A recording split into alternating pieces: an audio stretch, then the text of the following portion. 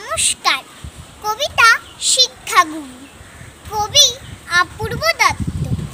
আমি যখন রোজ বিকেলে আঁকার খাতা নিয়ে আপন মনে ছবি আঁকি রং পেন্সিল দিয়ে, তখন আমার চোখের সামনে উঠোনে চারপাশে র্যাপিড বইয়ের 22 পাতার সেই ছবিটাই ভাসে।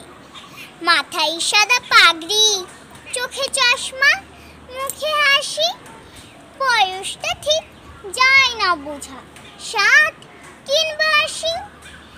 আঁকার পরে বাবার কাছে তার কথা রোজ শুনি, লেখায় পড়ায় তিনি ছিলেন জগৎ সেরা গুণী। যার নামেতে, যার কথাতে লুকিয়ে আছে জাদু, তিনি হলেন সর্বপল্লী রাধাকৃষ্ণন দাদু।